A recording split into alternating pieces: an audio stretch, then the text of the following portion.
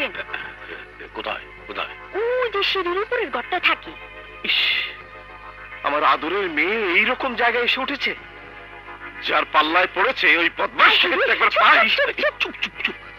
আমগো বাড়িওয়ালা বুড়াইলে কি হইব? হ্যার কথা সবাই মানে। এই বাড়িতে কোনো গন্ডগোল হইলে হ্যাঁ খেপে যাইব, বুঝছেন? খেপে যাইবে, সাবধান। চুপ থাকেন।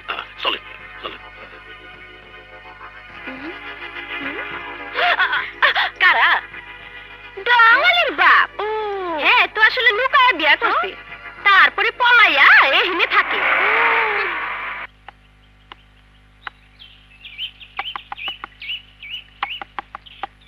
কে? হেমা। বাবা, তুমি? যে উদ্দেশ্য তুমি এসেছো তা কোনোদিনই সফল হবে না বাবা, চলে যাও প্লিজ। আরে তুই আমার সঙ্গে একটু কথা বলবি তো? তোমার সঙ্গে কথা বলার কিছু নেই বাবা, কারণ আমার কথা শোনার মতো মন তোমার নেই। আরে কথা তো বলবি আগে।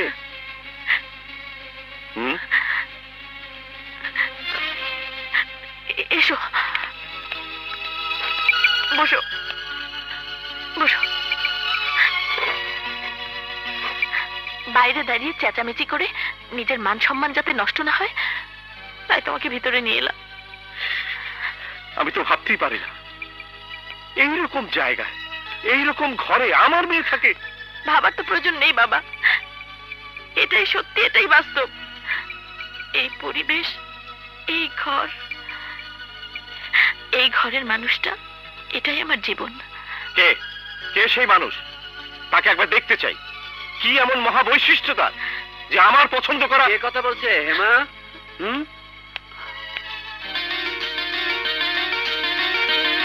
তুমি? জি, আমি জাহিদ। কিন্তু আপনি?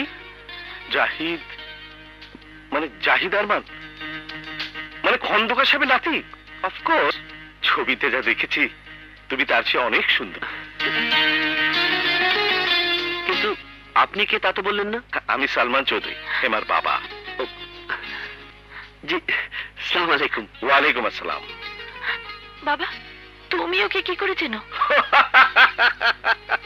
কি করে চিনি মানে? আরে ওর সঙ্গেই তো তোর বিয়ে ঠিক করেছিলাম।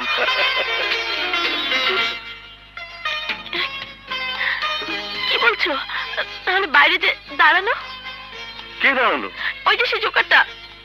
আরে ও তো গোয়েন্দা, তোকে খুঁজে বের করার জন্যে। খুঁজে তোর বান্ধবী, কি যেন নাম? ও হ্যাঁ হ্যাঁ, রিনা। রিনা? রিনা? হ্যাঁ, ওর নাকি কেমন আত্মীয়। রিনার কাছ থেকে অ্যাড্রেস নেই তো। রিনাই তো ওই জোকারটা ছবি দেখেই বলেছিল ওর সাথে বিয়ে ঠিক করেছে বাবা। হ্যাঁ হ্যাঁ। আচ্ছা আচ্ছা, এসব তাহলে আমাকে পাবার জন্য ওই রিনার কারসাজি। তোমাকে পাওয়ার জন্য?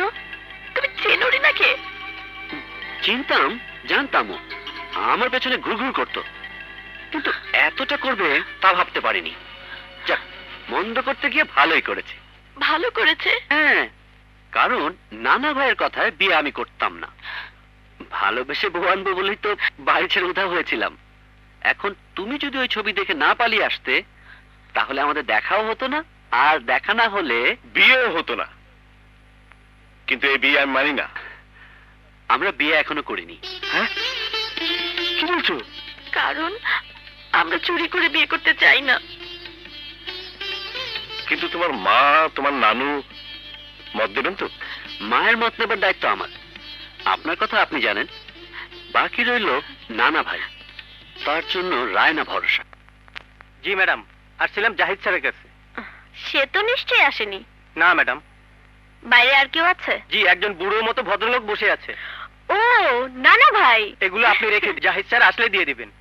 কি এগুলো? ওনার কিছু ছবি আমি লুকিয়ে তুলেছিলাম, ভেবেছিলাম উনি দেখলে খুশি হবেন।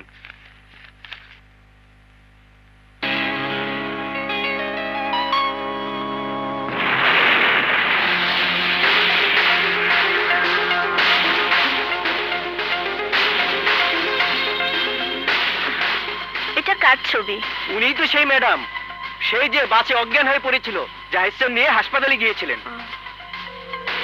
ঠিক আছে, তুমি যাও। Okay madam.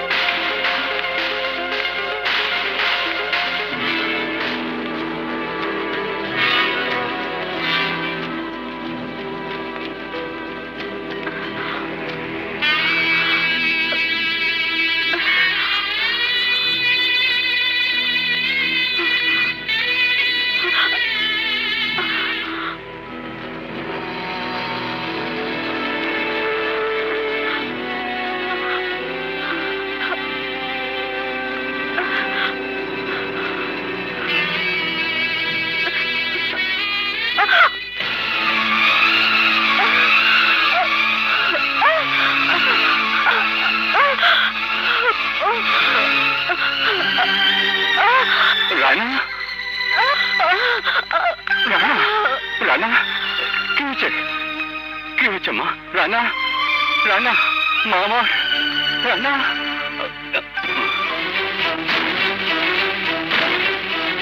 রানা, রানা, রানা।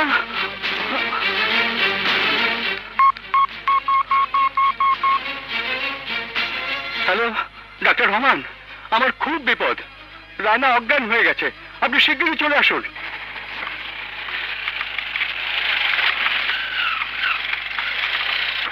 রাখো রাখো।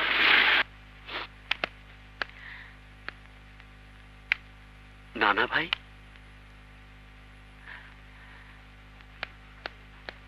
আরে নানা ভাই। নানা ভাই।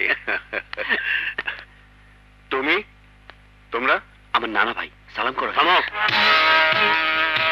নানা ভাই, কি তো আশা করিস ওর জন্য? যে মেয়ে ঘর ছেড়ে অন্যর হাত ধরে পালিয়ে যায়, তাকে আমি কি দোয়া করব? আপনি ভুল বলছেন। এর সবটাই ছিল রিনার কারসাজি। রিনাই ওকে জাহিদের ছবির বদলে অন্য এক ছেলের ছবি দেখিয়েছিল। ওকে ভয় পাইয়ে দিয়ে বাড়ি থেকে পালাতে বাধ্য করেছিল। কাউকে ভালোবেসে কারো হাত ধরেও পালাইনি নানা ভাই। তুই কি করে জানিস কারো হাত ধরে ও পালিয়েছিল কিনা? তুমি কি করে জানো কারো হাত ধরেও পালিয়েছিল কিনা? পালিয়েছিল কিনা?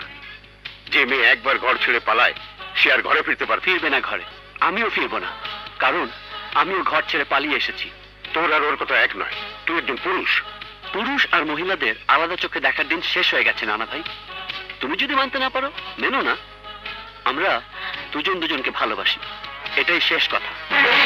কোনটা শেষ কথা? কাকে ভালোবেসেছো তুমি? ওকে? আর রায়নার সঙ্গে কি করেছো? খেলা, ভালোবাসার খেলা। আঙ্কেল, আমি রায়নার সঙ্গে। রায়নার সঙ্গে কি বলো? মস্করা করেছো? ওর জীবনটাকে নিয়ে ছিনিমিনি খেলেছো? রায়না কাল যখন আমাকে এসে বলল